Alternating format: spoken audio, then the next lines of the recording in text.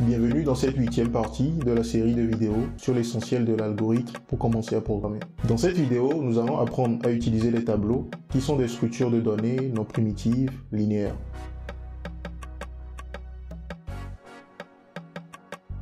Tous les types de variables que nous avons vus jusque-là nous permettent de stocker une seule valeur à la fois. Supposons que nous avons une variable notes déclarée en tant que réelle dans un algorithme. Supposons que cette variable est ensuite initialisée avec une valeur 12,5 et que plus tard dans notre algorithme, nous faisons une affectation de la valeur 13 à cette variable note que nous avons déclarée ici en tant que réelle. La valeur initiale 12,5 de cette variable note sera donc écrasée par la dernière valeur que nous lui avons affectée, c'est-à-dire la valeur 13. Donc au final, cette variable note aura la valeur 13. Afin de mieux comprendre l'utilité des tableaux, nous allons passer par un cas d'étude. Supposons que nous souhaitons écrire un algorithme qui nous permet de stocker les notes de 5 élèves, puis de les afficher dans leur ordre de saisie. Avec nos connaissances acquises à travers les vidéos précédentes, nous pourrons faire une proposition qui se présente comme suit, à savoir déclarer 5 variables représentant les notes des 5 élèves, puis procéder à la lecture de façon séquentielle de ces 5 valeurs et les affecter dans les 5 variables que nous avons déclarées ici en tant que réelles. Supposons maintenant qu'on nous demande de modifier cet algorithme de sorte à pouvoir stocker les notes de 100 élèves puis de les afficher dans leur ordre de saisie. Si nous utilisons la même approche de résolution du problème que tout à l'heure, nous allons donc créer 100 variables pour pouvoir stocker les notes de ces élèves. Et nous allons ensuite procéder 100 fois à une lecture séquentielle de ces notes pour pouvoir les stocker dans les variables que nous aurons à créer. On note tout de suite qu'écrire un algorithme de la sorte est non seulement fastidieux, mais non évolutif. Parce que on doit réécrire l'algorithme à chaque fois que le nombre d'élèves change. Pour résoudre ce genre de problème de façon efficace, il existe en algorithme et dans les langages de programmation un type particulier qui permet de stocker plusieurs valeurs d'un même type. Il s'agit des tableaux. Sur cette image, nous avons la représentation d'un tableau. Il faut noter qu'un tableau est constitué de plusieurs cellules qui contiennent des valeurs. Donc ici, ce tableau est constitué de 7 cellules. Donc nous avons la première cellule, la deuxième cellule, la troisième cellule, ainsi de suite. Et chaque cellule contient une valeur. La première cellule contient la valeur 97, la deuxième, la valeur 21, ainsi de suite. Et il faut noter que chaque cellule porte un numéro qu'on appelle index ou indice. Donc ces index ou ces indices permettent d'accéder au contenu de chaque cellule. Donc pour accéder au contenu de la première cellule ici, on va utiliser l'index ici qui est 0. Il faut noter qu'en algorithme et dans la plupart des langages de programmation, le premier index est 0. Donc ici, nous avons un tableau de 7 cellules et la première cellule ici a pour index 0. Il faut noter qu'un tableau est caractérisé par sa dimension, sa taille et son type. La dimension peut être une dimension, 2 dimensions, 3 dimensions, etc. Le tableau que nous avons sur cette image, par exemple, est un tableau à une dimension. Donc nous verrons dans une autre vidéo l'utilisation des tableaux multidimensionnels et vous verrez la différence avec les tableaux à une dimension. La taille d'un tableau est égale au nombre d'éléments que contient ce tableau.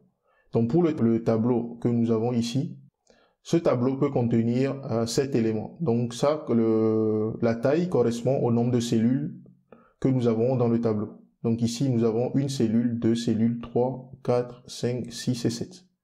Donc la taille de ce tableau est égale à 7 dans ce cas. Nous avons finalement le type du tableau, qui est le type des valeurs que peut contenir ce tableau. Donc dans ce cas, nous sommes en présence d'un tableau qui contient des valeurs qui sont des entiers. Donc il s'agit ici d'un tableau d'entiers. Donc nous avons ici le résumé des caractéristiques de ce tableau. Donc nous avons la dimension qui est 1. Nous avons la taille qui est 7, c'est-à-dire le nombre de cellules que contient le tableau, et puis le type qui correspond aux valeurs que doit contenir ce tableau. Concernant la déclaration d'un tableau, sa syntaxe se présente comme suit. Donc nous avons le mot-clé tableau, suivi du nom de la variable représentant notre tableau, suivi de double crochet, à l'intérieur desquels on indique la taille de notre tableau, suivi de 2 points, suivi du type du tableau. Donc il faut noter qu'il existe une deuxième syntaxe qui peut s'utiliser, puis qui peut s'écrire de cette façon également. Donc nous avons tableau, le mot-clé tableau, suivi du nom de la variable représentant notre tableau, suivi de double crochet, à l'intérieur desquels on indique l'index minimum, suivi de 2 points, suivi de l'index maximum, suivi de 2 points, suivi du type du tableau.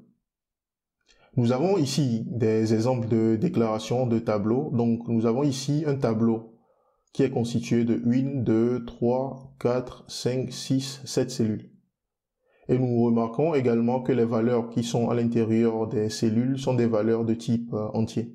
Donc on peut déclarer ce tableau en utilisant le pseudo-code suivant. Donc on dit que nous déclarons un tableau en lui donnant comme nom de variable prix et que ce tableau doit contenir ou peut contenir cette valeur et que ce tableau représente pour nous un tableau d'entier. Donc nous pouvons utiliser la deuxième syntaxe. Donc là il faut faire attention. Pour la seconde syntaxe, on dit qu'on utilise à l'intérieur du crochet l'index minimum. Donc nous avons précédemment vu que l'index minimum est 0 et non 1. Donc c'est pourquoi on a ici la valeur 0. Donc on indique l'index minimum et l'index maximum. Donc ici, vu que l'index commence ici par 0, si on incrémente progressivement la valeur, donc on aura notre index maximum qui sera 6, d'où le 6 que nous avons ici. Donc ici, on a déclaré un tableau, le tableau de prix en tant qu'entier en utilisant la deuxième syntaxe de déclaration des tableaux. Donc nous avons ici un second tableau qui contient des valeurs qui sont ici des chaînes. Nous déclarons un tableau qui va contenir le nom des personnes et que ce tableau aura 4 cellules. Donc 1, 2, 3, 4 cellules et que ce tableau va contenir des valeurs qui sont des chaînes. Donc ici également nous avons les deux syntaxes qui sont utilisées pour déclarer ce tableau. Concernant l'accès au contenu du tableau, la syntaxe pour le faire se présente comme suit. Donc nous avons ici le nom de la variable suivi de double crochet à l'intérieur desquels on indique l'index de la cellule dont on veut accéder le contenu. Donc il faut juste garder à l'esprit que l'index minimal, c'est-à-dire l'index de la première case d'un tableau, a la valeur 0. Donc du coup, si nous supposons que notre tableau ici a été déclaré en utilisant le pseudocode ici, c'est-à-dire que nous avons un tableau de 7 cellules qui contient des valeurs qui sont de type entier. Alors, pour accéder à la valeur de la première cellule ici, nous allons utiliser le pseudocode suivant. Donc, on va mettre tab de 0. Et pour accéder au contenu de la troisième cellule, on va utiliser tab de 2. Donc, toujours garder à l'esprit que l'index de la première colonne ou de l'index de la première cellule est égal à 0. Ce qui fait que ici, nous n'écrivons pas tab de 1, mais nous écrivons plutôt tab de 0 pour accéder à la première cellule. Donc logiquement, si nous restons dans cette perspective de premier index de tableau égal à 0, donc du coup la dernière valeur pour accéder au contenu de la dernière cellule ici, donc on va écrire tab de 6 au lieu de tab de 7 parce que le premier index de notre tableau est 0. Donc si on incrémente ces valeurs progressivement jusqu'à la dernière cellule, on va tomber sur la valeur 6 au lieu de 7.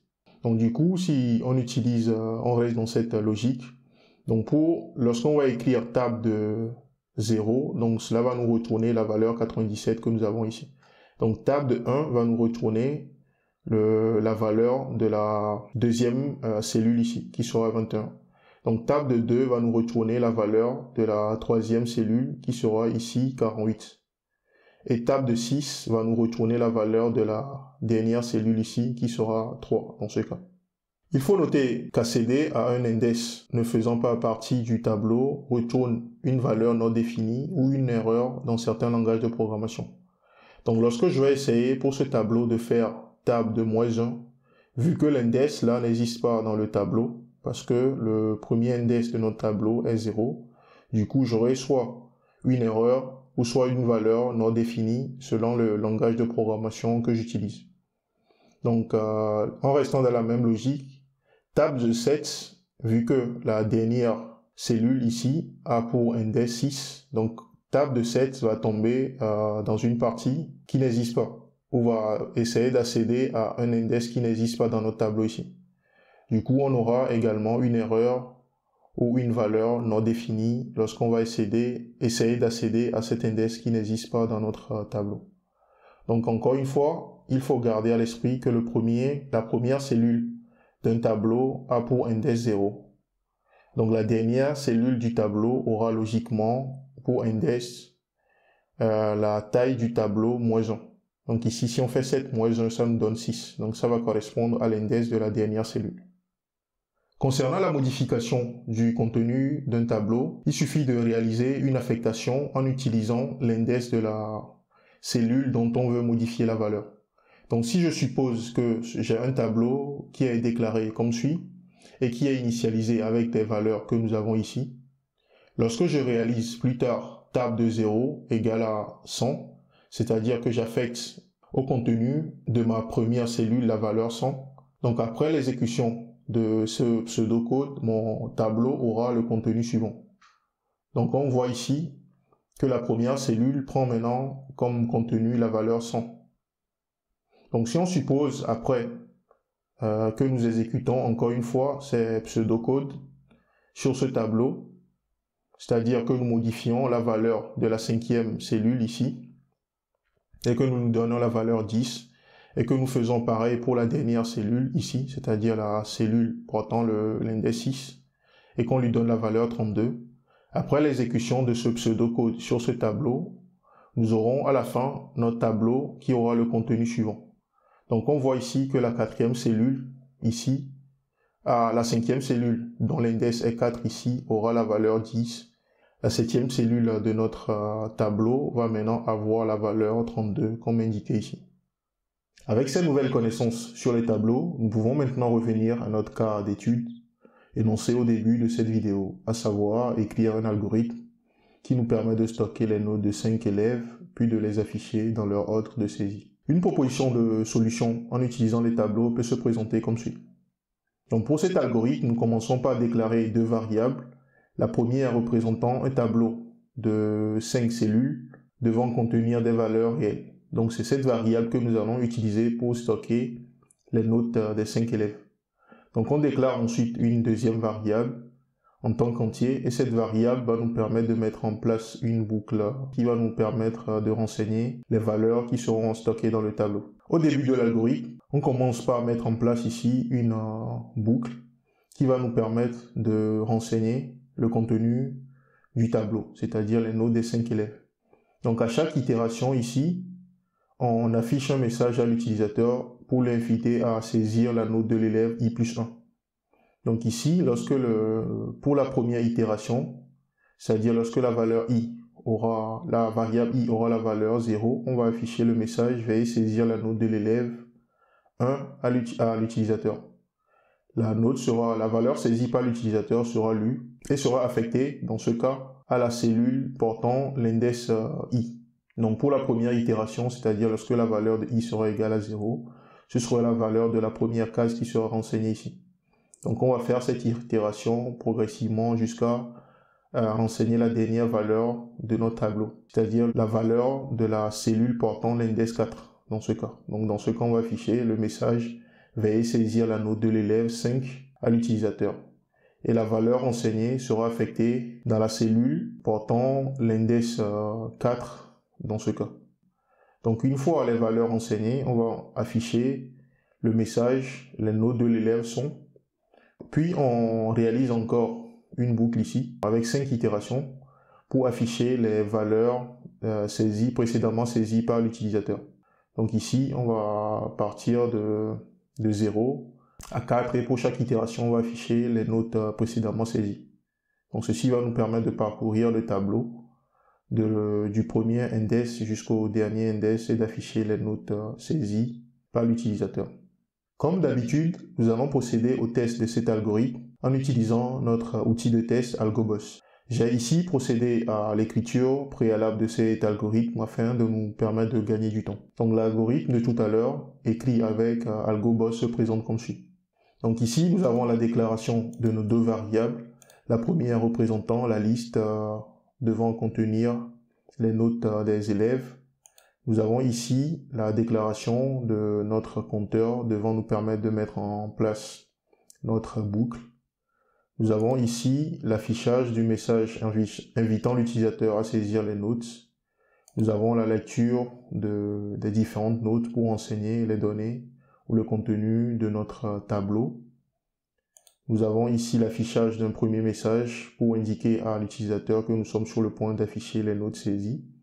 Et ensuite, nous avons ici la mise en place d'une boucle ou la deuxième boucle qui nous permet d'afficher le contenu de notre tableau. Donc les seules particularités que nous avons ici, c'est la déclaration des tableaux et puis l'accès au contenu des tableaux. Donc pour déclarer un tableau dans AlgoBoss, il suffit d'ajouter une nouvelle variable. Donc je peux mettre par exemple ici tab, supposons que je vais déclarer une nouvelle variable qui est tab, donc il suffit de préciser ici que la nouvelle variable est une liste. Donc après cela, il suffit d'ajouter après, si nous voulons par exemple renseigner les données, donc je fais ajouter une nouvelle ligne ici. Ensuite, je fais affecter valeur à une variable, ou je fais plutôt ajouter lire une variable. Donc là, il suffit de préciser que je veux lire la donnée saisie par l'utilisateur et le mettre dans notre variable que nous avons déclarée comme tableau. Donc là, on nous demande de mettre le rang. Donc il suffit de préciser l'index ici. Si c'est I, on met I. Si c'est J, on met J. Donc là, je peux mettre I pour le test. Donc là, la valeur sera lue et affectée dans l'index I de notre variable tab.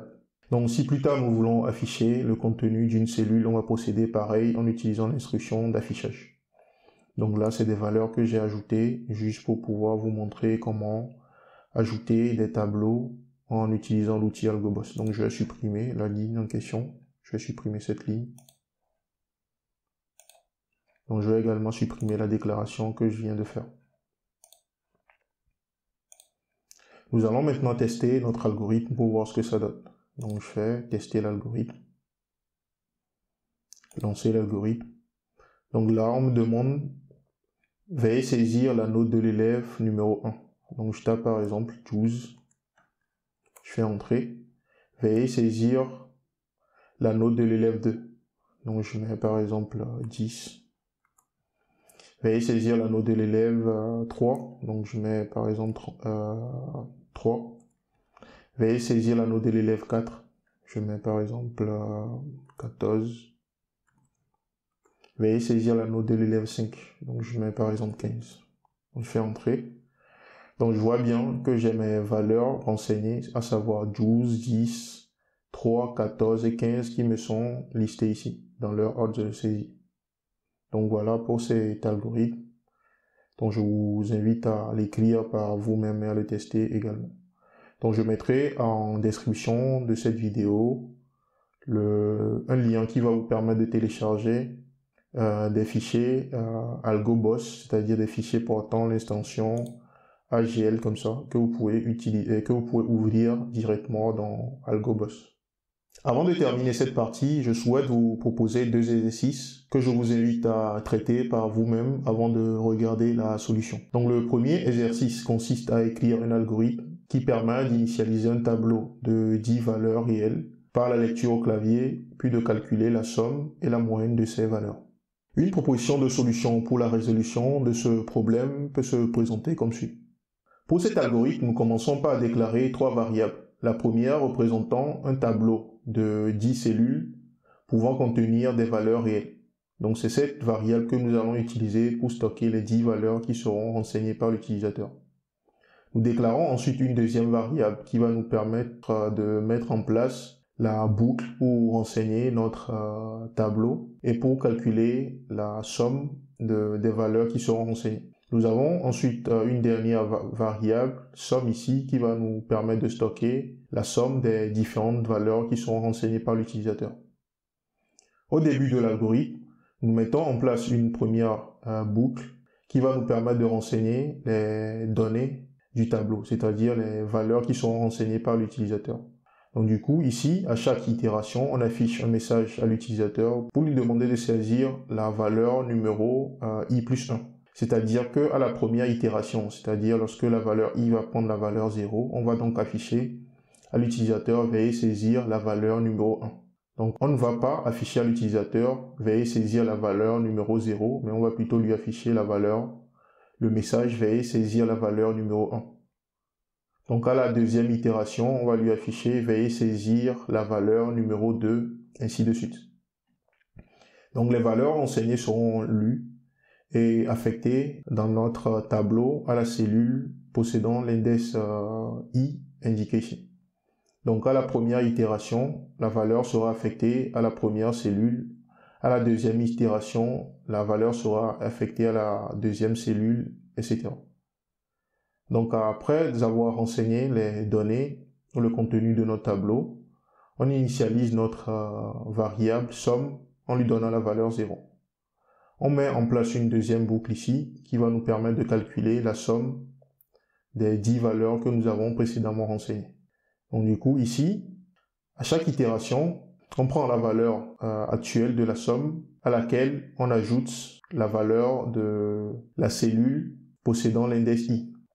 Donc à la première itération, par exemple ici, c'est-à-dire lorsque la valeur de I sera égale à 0, on va prendre la valeur initiale la valeur actuelle de somme, c'est-à-dire 0, et on va lui ajouter la valeur contenue dans la première cellule, c'est-à-dire la cellule possédant l'index 0, c'est-à-dire table de 0.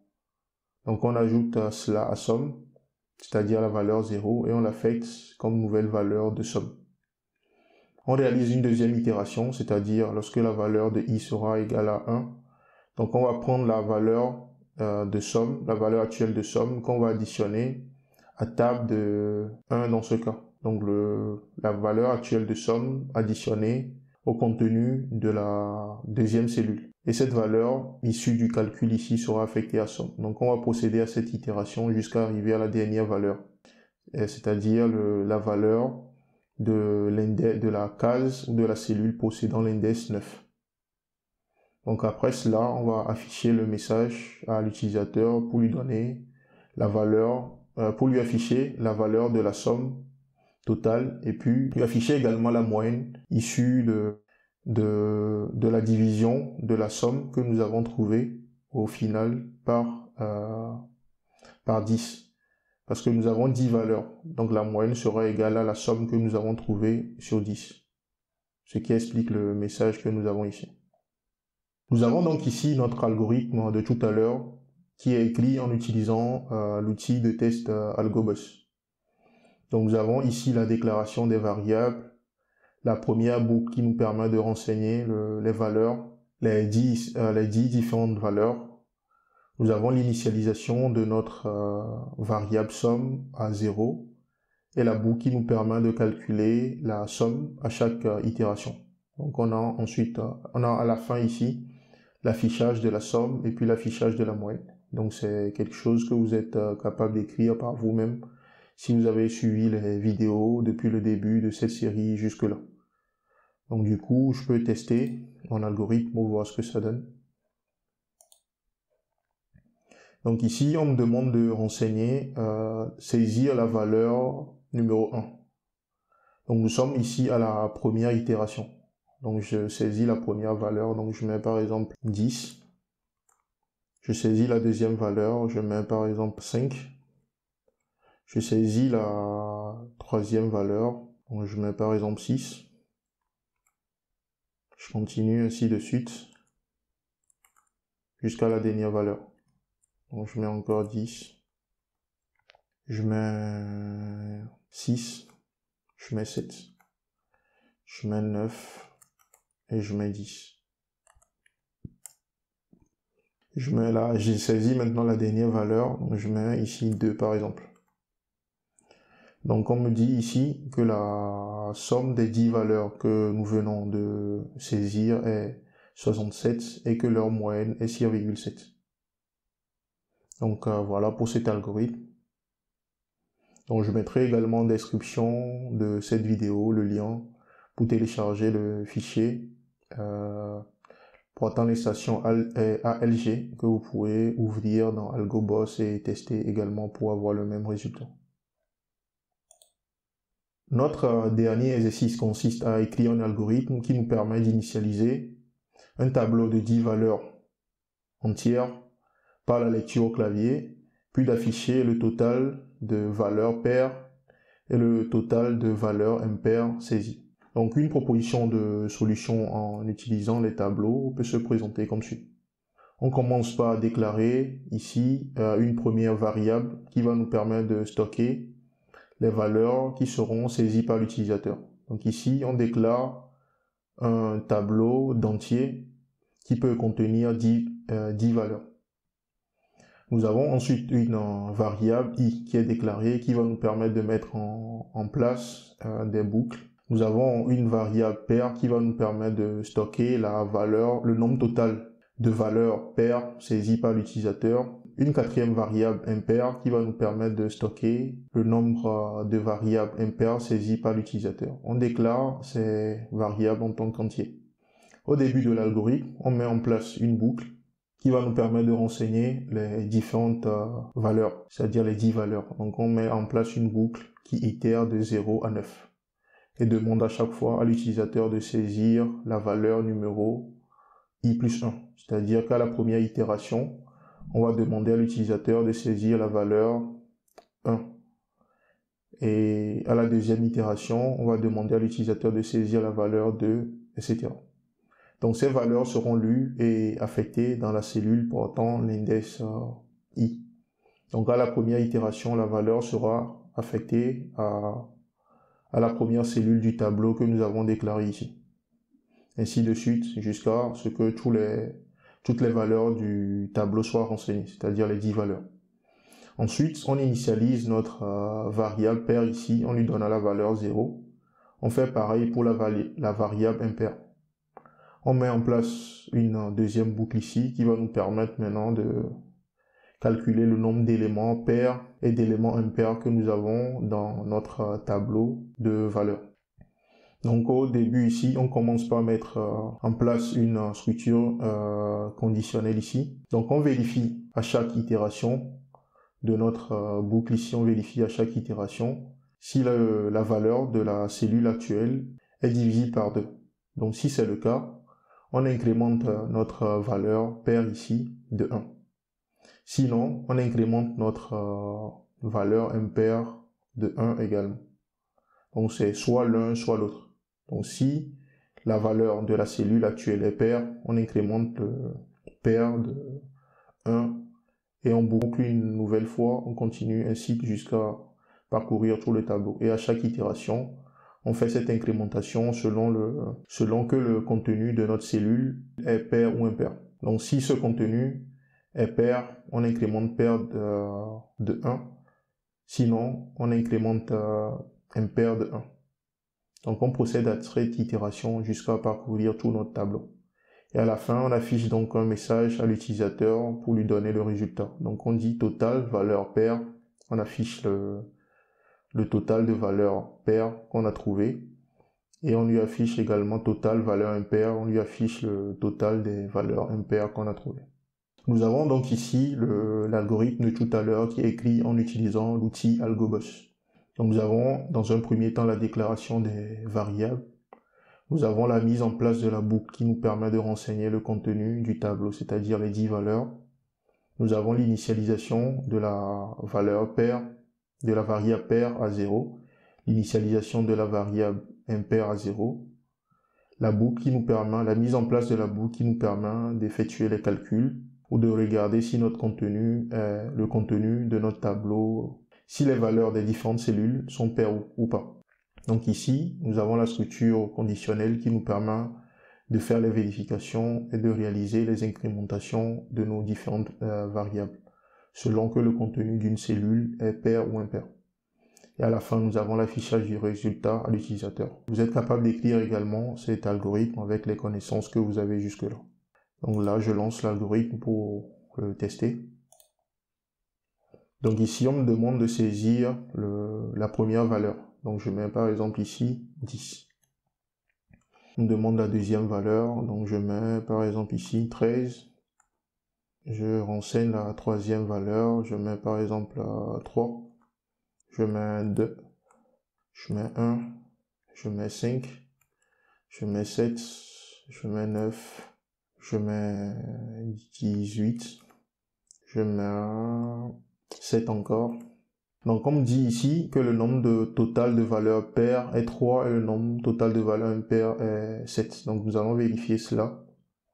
Donc nous allons vérifier d'abord les valeurs impaires parce que je suppose que si j'ai 3 valeurs paires, si j'ai 3 valeurs paires, pour trouver le nombre de valeurs impaires, j'aurais pu faire 10 moins la valeur de nombre pair. Donc nous allons juste compter le nombre de valeurs paires et soustraire ça de 10 pour avoir le nombre total de valeurs impaires. Donc ici, j'ai une valeur paire, donc j'ai 1, 2 et 3. Donc j'ai bien le résultat escompté. Donc j'ai 3 valeurs paires et 7 valeurs impaires. Donc je vous invite à écrire cela par vous-même, à le tester également. Mais je mettrai quand même en description le lien pour pouvoir télécharger encore une fois le fichier ALG que vous pouvez ouvrir et qui vous permet d'avoir le même algorithme que moi. Donc c'est avec cet exercice que nous terminons cette partie qui nous a permis de découvrir le tableau et de voir leur utilité et puis comment les utiliser pour résoudre certains problèmes où nous avons à stocker plusieurs valeurs dans une seule variable. Dans la prochaine vidéo de cette série, nous allons apprendre comment utiliser les tableaux multidimensionnels avec comme cas d'étude les tableaux à 2 dimensions. Vous jugez que vous avez appris quelque chose à travers cette vidéo, alors n'hésitez pas à la liker. Vous souhaitez revoir d'autres vidéos comme celle-ci sur des sujets en rapport avec le développement web, alors je vous donne rendez-vous chaque jeudi sur ma chaîne pour de nouvelles vidéos.